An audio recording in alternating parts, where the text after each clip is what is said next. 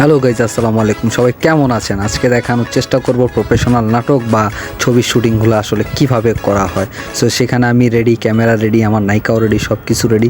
কিন্তু আমাদের ফার্স্ট শটে একটু হচ্ছে যে আনমেসিং কিছু ছিল, যার কারণে হচ্ছে যে ডিরেক্টর আর ক্যামেরাম্যান ভাই বলছে যে শটটা আরেকবার দিলে ভালো হতো। বললাম যে ভাই ওকে, কোনো ব্যাপার না, আবার দিব শটটা, প্রয়োজনে কোনো সমস্যা নেই। আসলে দেখেন এখানে কেউ নাই। আমরা যখন একটা নাটক বা সিনেমা দেখে ফেলি একবারে, কিন্তু এটা করতে যে কতটা কষ্ট আসলে সেটা হচ্ছে দেখে নেন। এসে এখানে ফাঁকা ফাঁকা শট দিচ্ছে, আসলে এখানে কেউই নাই। তো মানে যে শুটিং মানে যে কত কষ্ট ভাই, সেটা না করলে বা না দেখলে আপনি বুঝতে পারবেন না। এখানে হচ্ছে স্কিপ পর ডাইরেক্টর আমাকে বলে দিচ্ছে, এখানে নায়িকাও আমাকে হেল্প করছে। আসলে হেল্প না করলে একজন আরেকজনকে ছাড়া আসলে কাজটা পরিপূর্ণ সম্পন্ন হয় না। নায়িকা আমাকে বলতেছে ভাই আপনি এটা বলবেন, আমি ওইটা বলবো। আমি বললাম যে ওকে ঠিক আছে, সমস্যা নেই। আমরা একজনকে স্যাক্রিফাইস না করলে সেটা কিভাবে হবে। নায়িকাও আগে পর অনেকগুলো কাজ করেছে, আমারও আগে পরে অনেকগুলা কাজ করার সৌভাগ্য হয়েছে আলহামদুলিল্লাহ, আল্লাহর রহমতে, আপনাদের দোয়া ও ভালোবাসা। এখানে হচ্ছে বারবার বুঝাইতেছে যে ভাই আসলে এই জিনিসটা এইভাবে করতে হবে, এই জিনিসটা এইভাবে না করলে হবে না। সো আসলে আমাদের লোকেশনটা অনেক সুন্দর ছিল, সেটা হয়তো আপনারা দেখি বুঝতে পারতেছেন। সো নায়িকা হচ্ছে যে হাসতেছে বারবার যে ভাইয়া আসলে আমরা অনেক ফানি করতেছি, অনেক মজা করতেছি। আমাদের কাহিনী দেখে ক্যামেরাম্যান ভাইও হাসতেছে, মাঝখান দিয়ে বলতেছে আমার জামাই সাজতে হবে। তো বললাম যে ভাই আমার জামাই সাজতে হবে, তো এটা কেমনে কি, আমি তো শেরনি টেরনি কিছু আনি নেই। আমাদের ডিরেক্টর সাহেব বলতেছে যে কোনো ব্যাপার না, আমি নিয়ে আসছি। আমার বলতেছে গরুর সাথে একটা সিন দিতে।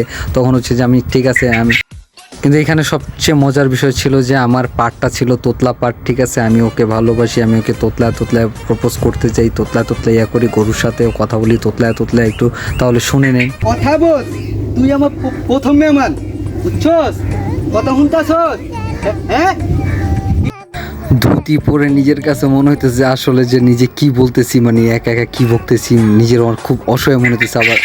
আবার এদিক দিয়ে একটু জামাই ভাব আইছে, মানে এদিক দিয়েও ভালো লাগতেছে। ঠিক আছে, মানে কেমনি বুঝাবো এর ভিতরে, মানে নায়িকা ঈশা বললো, নায়িকা ঈশা আমারে কি বলতেছে এটা একটু শুনেন তাহলে। এভাবে এই লেবাসে এখানে দাঁড়িয়ে আছেন কেন? বুঝো না, আমি তোমার আজকে বিয়া করবো। এটা মনোযোগ দিয়ে শুনেন। আজকে বিকেলে আপনি জলকুটিতে আসবেন, আমরা সেখানে বসে সিদ্ধান্ত নেব যে কি করা যায়। সত্যি তো? হ্যাঁ সত্যি। তাহলে আমি এখন আসি। শোনো, সিদ্ধান্ত চাই না, বিয়া কিন্তু করতেই দেবো। যাও।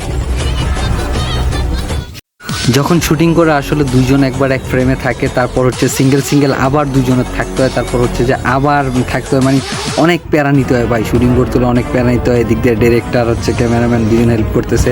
তখন ছিলাম আমি ওই পাশে ঘুরে, এখন এই পাশে ঘুরতে হয়েছে। নায়িকা এখন আমার হেল্প করতেছে, নায়িকা বলতেছে, নায়িকা আমাকে কিউ দিচ্ছে, আমি সেটা সাজাতে বলতেছি। আসলে ক্যামেরার সামনে আমরা যে কয়জন কাজ করি না কেন, ক্যামেরার পেছনে হচ্ছে আরও অনেক লোক কাজ করে, যেটা হচ্ছে কল্পনাই করা যাবে না। এদিক দিয়ে নায়িকার বাবা হচ্ছে আমাকে তার মেয়েরে আমার হাতে তুলে দিতেছে। এখানে হচ্ছে ফানি কিছু মোমেন্ট আছে যেখানে হচ্ছে যে আমার নিজেরই হাসি এসে পড়ছে, মানে এখনও বলতে গিয়েও আমার হাসি এসে পড়তেছে।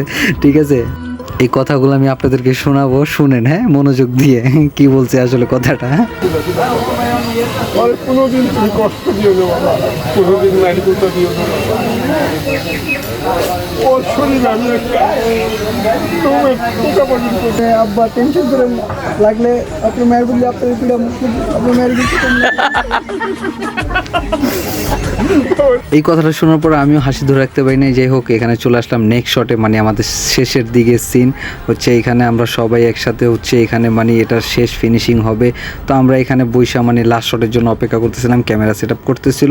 সো আমাদের ভিডিও লাস্ট পর্যায়ে আমরা চলে এসেছি, মানে ভিডিওটা লাস্ট পর্যায়ে। তো এরকম যদি মানে আমাদের ভিডিও মানে কোনো দিক দিয়ে আপনাদের ভালো লেগে থাকে, তাহলে অবশ্যই আমাদের পাশে থাকবেন, আমাদের চ্যানেলটাকে সাবস্ক্রাইব রাখবেন। ধন্যবাদ।